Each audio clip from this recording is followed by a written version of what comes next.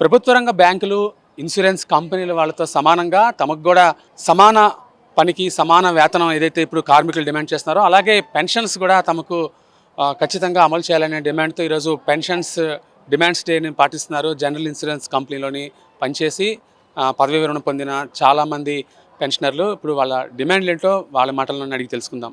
Sir మీరు చెప్పండి, ఇప్పుడు మీరు ప్రధానంగా ప్రభుత్వాన్ని ఏం డిమాండ్ చేస్తున్నారు? ముఖ్యంగా 1986కు ముందు పదవీ విరమణ పొందిన వాళ్ళ పరిస్థితి చూస్తే చాలా దారుణంగా ఉందనిపిస్తుంది. అప్పటి నుంచి పెన్షన్ రివిజన్ అనేది కూడా జరగలేని పరిస్థితుల్లో ఎలాంటి ప్రాబ్లమ్స్ మీరు ఫేస్ చేస్తున్నారు? ముఖ్యంగా చెప్పాలంటే మా ముందు తరమైనటువంటి 1986 ముందు రిటైర్ అయిన వాళ్ళందరికీ కూడా పెన్షన్ ఈరోజు వస్తున్న సబ్ స్టాఫ్ కన్నా తక్కువగా పెన్షన్ వస్తుంది. సో వాళ్ళు ఎలా సర్వైవ్ అవుతారు? వాళ్ళు ఇప్పుడు ఆరోగ్యం క్షీణ దశలో ఉంది, వాళ్ళకి మెడికల్ ఎక్స్పెన్సెస్కి నెలకు 10,000 ఖర్చు అవుతుంది. అటువంటిది వాళ్ళకి వచ్చే 4,000, 10,000, 5,000తో వాళ్ళు ఎలా సర్వైవ్ అవుతారు? ముఖ్యంగా ఏంటంటే మెడిక్లెయిమ్ పాలసీ అనేది ఇప్పుడు ఇన్ సర్వీస్ క్యాండిడేట్స్ ఎవరైతే ఉన్నారో వాళ్ళకి ఎలాగైతే చేస్తున్నారో అదేవిధంగా రిటైర్డ్ ఎంప్లాయీస్కి కూడా వర్తించాలని చెప్పి మా విన్నపం. పని చేసినంతకాలం పని చేయించుకుని తర్వాత మీ ఇష్టాన్ని మీరు బతకండి అనే విధంగా ప్రభుత్వం ఉన్నట్లుగా అనిపిస్తుంది మీ మాటలు వింటుంటే. మీకేమనిపిస్తుంది మేడం? అయితే మాకు పెన్షన్ స్కీమ్ అనేది వర్తించారండి పేరుకి. 1995లో స్కీమ్ అయితే ఇచ్చారు, కానీ లోపభూయిష్టమైన స్కీమ్ని మాకు వర్తింపజేశారండి. అటు పూర్తిగా సెంట్రల్ గవర్నమెంట్కి ఏవైతే బెనిఫిట్స్ ఉన్నాయో అవేవి మాకు వర్తించట్లేదు. కారణం ఏంటంటే వాళ్ళకి ఎప్పటికప్పుడు అప్డేషన్ జరుగుతుంది. అలాగే వాళ్ళకి మెడికల్ లంసం పేమెంట్ అని చెప్పి ప్రతి నెల ఎక్స్గ్రేషియా తోటి ఒక మెడికల్ అమౌంట్ కూడా వాళ్ళకి ఇస్తారు. ఆఫ్టర్ అటైనింగ్ సర్టన్ ఏజ్ అంటే 80 years దాటిన ప్రతి వాళ్ళకి కూడా 20% అడిషనల్గా పెన్షన్ అనేది సెంట్రల్ గవర్నమెంట్ వాళ్ళకి వర్తిస్తారు. కానీ మా దాంట్లో అలాంటిది ఏమీ లేదు. నేను పెన్షన్ అసోసియేషన్లో నేను మెంబర్ని. ఇక్కడ ఈవేళ మా ప్రధాన డిమాండ్స్ మేడం గారు చెప్పారు. మాకు అర్థం కాని విషయం ఏంటంటే, ముఖ్యంగా జర్నలిస్ట్ ఎంప్లాయీస్ అర్థం కాని విషయం ఏంటంటే, ప్రభుత్వం కొన్ని కోట్ల రూపాయలు భారతదేశంలో ఉన్న టాటా, బిర్లా, అంబానీ, అదానికి ఇస్తుంది. అది ప్రజల డబ్బులు. ప్రభుత్వం అంటే ప్రజల డబ్బులు వాళ్ళకి ఇస్తుంది. మేము అడిగేది ఏంటంటే, మేము కష్టపడి 30 సంవత్సరాలు 40 సంవత్సరాలు ఆఫీసులు పనిచేసిన తర్వాత కంపెనీకి ప్రాఫిట్ వచ్చి ప్రాఫిట్లో గవర్నమెంట్కి డివిడెండ్స్ ఇచ్చిన తర్వాత మిగిలిన దాంట్లో ఎంప్లాయీస్కి, పెన్షన్స్కి కొంచెం బెనిఫిట్ ఇవ్వమని అడుగుతున్నాం. మేమేం మొత్తం వచ్చిన డబ్బులన్నీ మాకు ఇచ్చేయమంటలేదు, ప్రాఫిట్ అంతా మాకు ఇచ్చేయమంటలేదు. చాలా దుర్మార్గంగా వ్యవహరించే అంశం ఏంటంటే ఫ్యామిలీ పెన్షన్ విషయంలో ప్రభుత్వం చాలా దుర్మార్గంగా వ్యవహరించింది. సుమారుగా 2 నెలలు అయింది అంగీకరించి. 30% ఫ్యామిలీ పెన్షన్ ఇస్తామని చెప్పి 2 నెలలు అయింది. ఇంతవరకు దాని నోటిఫికేషన్ ఇవ్వడానికి ప్రభుత్వం వెనక చేస్తుంది.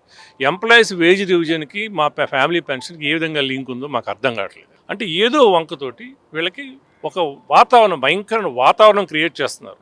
ఒక ప్యానిక్ అయిపోయి ఇక ఏమీ రాదు, ఇక్కడ ఇండస్ట్రీలో ఉండటం వేస్ట్, లేకపోతే మనం ఏం సాధించలేము, కొంతమంది అయితే ఇంకా చచ్చిపోవాలి, ఇప్పుడు రకరకాల ఆలోచనలు వస్తున్నాయి జనాల్లోని. బతకలేని పరిస్థితి సూసైడ్ చేసుకునే పరిస్థితి.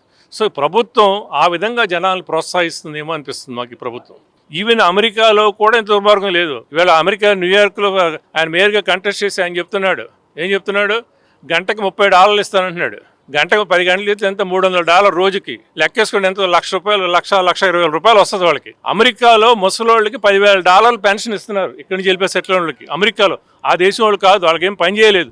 వాళ్ళకి ఇస్తున్నప్పుడు ఇక్కడ పనిచేసి ఇక్కడ సిటిజన్స్కి ఇస్తున్నారు.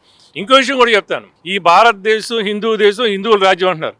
మేము ఒకటే చెప్తాం, మీ అందరికీ కావాల్సిన బెనిఫిట్ అందరూ హిందువులకి ఇచ్చేయండి, అభ్యంతరం లేదు. అది చేయరు, ఏది చేయరు, జనాలు పీడించి తప్ప ఇంకో ప్రభుత్వం చేయట్లేదు. మా డిమాండ్స్ ఏ ఉన్నాయో అవన్నీ డెఫినెట్గా ఈవేళకైతే రేపుకైతే అచీవ్ చేస్తాం. ఈ ప్రభుత్వం కదా ఇంకో ప్రభుత్వం ఇచ్చే వరకు మా పోరాటం కొనసాగుతుంది. నాకు ఈ ఏపీ జిపా చాలా మట్టుగా కష్టపడి అన్ని పనులు చేస్తున్నారు. కాదు గవర్నమెంట్ 30%, 15% ఇది ఇస్తుంది ఫ్యామిలీ పెన్షన్.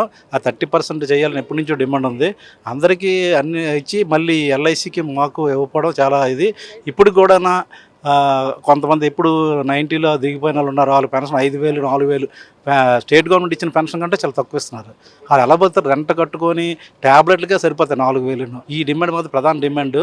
ఇది ఎప్పటి నుంచో ఉన్నది కాబట్టి ఈ డిమాండ్ 30% డిమాండ్. నిర్మలా సీతారామన్ వైజాగ్ వచ్చినప్పుడు మా జిపా కలిసి సభ్యులందరూ కలిసి అడిగితే మీకు ఇమీడియట్గా ఇచ్చేస్తానని చెప్పి ఇప్పుడు 3 సంవత్సరాలు అయింది. ఇప్పుడు వరకు దానికోసం అసలు ఎటువంటిది కూడా చేయలేదు. ఇది మాత్రం మాకు ఇమీడియట్గా ఇవ్వాలని కోరుకుంటున్నాం. దేశవ్యాప్తంగా ఈరోజు ఈ ధర్నా కార్యక్రమం, డిమాండ్స్ డే అని ఒక ధర్నా కార్యక్రమం చేస్తున్నామండి. ముఖ్యంగా మేము డిమాండ్ చేసేది ఏంటంటే ఫ్యామిలీ పెన్షనర్స్ ఉన్నారు. దగ్గర మాకు 12,000 మంది దేశంలో ఫ్యామిలీ పెన్షనర్స్ ఉన్నారు. వాళ్ళకి 15% మాత్రమే పెన్షన్ ఇస్తున్నారు. అది దాన్ని 30% చేయమని మేము ఎన్నాళ్ళుగానే మేము పోరాటం చేస్తున్నాము.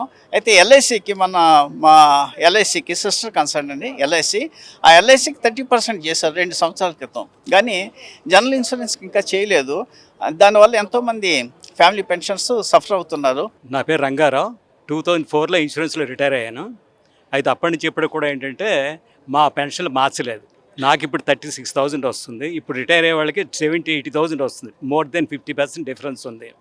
అయితే ప్రధానమైన పాయింట్ ఏంటి, అసలు మేము యాన్యుటీస్ మా పెన్షన్ మా పీఎఫ్ని గవర్నమెంట్కి ఇచ్చేసాం, వదిలేసాం. ఆ పీఎఫ్ని యాన్యుటీ కింద ఎల్ఐసిలో కట్టారు.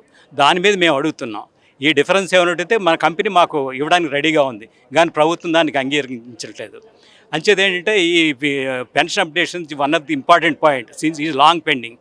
ఇంకో లాంగ్ పెండింగ్ ఇష్యూ ఏంటంటే ఫ్యామిలీ పెన్షన్ 30% ఏమని అడుగుతున్నాం. ప్రత్యేకించి అది పబ్లిక్ సెక్టర్ ఆల్ పబ్లిక్ సెక్టర్స్లో ఇంప్లిమెంట్ చేస్తున్నప్పుడు ఈ భారత ప్రభుత్వానికి ఎక్కడ పెన్షన్ చేస్తారేంటి, ఇన్సూరెన్స్ అయినా బ్యాంక్ అయినా ఎక్కడైనా సరే వాళ్ళే కదా, స్త్రీలే కదా. అటువంటిప్పుడు ఈ డిస్క్రిమినేషన్ ఎందుకు మెయింటైన్ చేస్తున్నా మాకు అర్థం కాదు. ఈ డిస్క్రిమినేషన్ తొలగించాలి. అలాగే పెన్షన్ కూడా ఈ రోజు వేజ్ని తగ్గినట్టుగా దానికి పెంచాలి. ఈ విధంగా మిగతా పబ్లిక్ సెక్టార్స్ తోటి ఈక్వల్గా మమ్మల్ని కూడా చూడాలి. ఇక్కడ ఏదో సంఖ్య ఎల్ఐసి బ్యాంక్స్ కంటే తక్కువ ఉన్నారని చెప్పి చిన్న చూపు చూడకూడదు.